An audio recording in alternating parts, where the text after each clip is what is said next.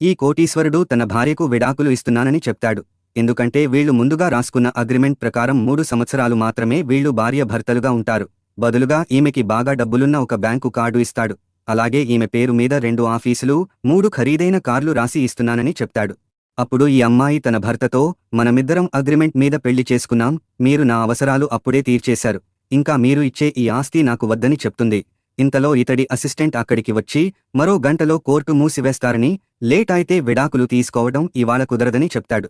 అప్పుడు ఈ కుర్రాడు తన భార్యతో ఇక మనం కోర్టుకు వెళ్దామని చెప్తాడు. అసలేం జరిగిందంటే 3 ఏళ్ల క్రితం ఈ కుర్రాడి తాత క్యాన్సర్ బారిన పడి మృత్యువుకు దగ్గరలో ఉన్నాడు. అప్పుడు తాతగారి చివరి కోరిక తన మనవడి పెళ్లి చూడటమే. అయితే పెళ్లి ఇష్టం లేని ఈ కుర్రాడు 3 ఏళ్ల అగ్రిమెంట్తో ఈమెను పెళ్లి చేసుకుంటాడు. అయితే అగ్రిమెంట్ మ్యారేజ్ చేసుకున్నప్పటికీ వీళ్ళిద్దరి దాంపత్య జీవితం బాగానే సాగేది. ఇతడు తన భార్య ఇంటికి వచ్చిన మొదటి రోజే ఆమె కోసం తన చేతులతో చెప్పుల్ని తీసి ఇస్తాడు. అలాగే నన్ను సార్ అని పిలవద్దు, ఈ రోజు నుండి మనం భార్యాభర్తలు కాబట్టి నన్ను పేరు పెట్టి లేదా ఏవండి అని పిలువు అంటాడు.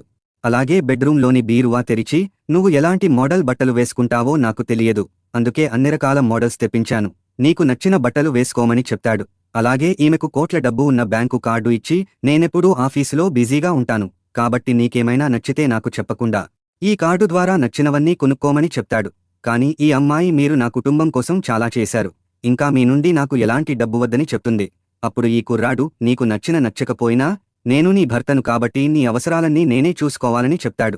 అలాగే నేను పక్క గదిలో పడుకుంటా, నీకు ఎలాంటి అవసరం వచ్చినా నా దగ్గరకు రావచ్చని చెప్తాడు. అయితే అనుకోకుండా ఈ అమ్మాయికి జ్వరం రావడంతో ఈ కుర్రాడు అర్ధరాత్రి సమయంలో ఈమెను నిద్రలేపి టాబ్లెట్స్ ఇస్తాడు. అయితే మధ్యరాత్రిలో ఈమెకు మెలకువ వచ్చి చూడగా భర్త ఈమె మంచం దగ్గరే కూర్చుని నిద్రపోతూ ఉంటాడు. అప్పుడు ఈ అమ్మాయి తన తల్లి చనిపోయిన తర్వాత ఎవరూ తనతో ఇంత ప్రేమగా నడుచుకోలేదని అనుకుంటుంది. ఆ తరువాత నిద్రపోతున్న ఈ కుర్రాడికి శబ్దం వినపడడంతో కంగారుగా వచ్చి చూసేసరికి ఈమె కింద పడిపోయి ఉంటుంది. అప్పుడు ఈ అమ్మాయి, నేను మంచినీళ్ల కోసం రాగా చీకట్లో చూసుకోకుండా బళ్లను గుద్ది పడిపోయానని చెప్తుంది. మరుసటి రోజు ఈ అమ్మాయి నిద్ర లేచి వచ్చేసరికి ఈ కుర్రాడు తమ ఇంట్లో ఉన్న బల్లలు అన్నిటికీ మెత్తగా ఉండే తొడుగులు తొడుగుతూ ఉంటాడు. అలా తన భర్త చూపించిన ప్రేమను తలుచుకున్న ఈ అమ్మాయి మరో గంటలో తమకు విడాకులు అవుతున్నాయని బాధపడుతూ ఉంటుంది.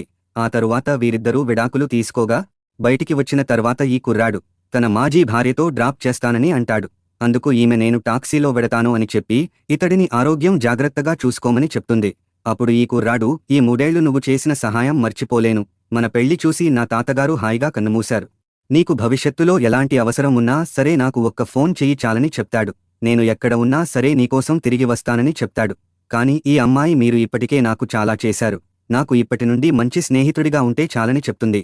తర్వాత స్టోరీ మిస్ అవ్వకుండా చూడాలంటే ఈ వీడియో లైక్ చేసి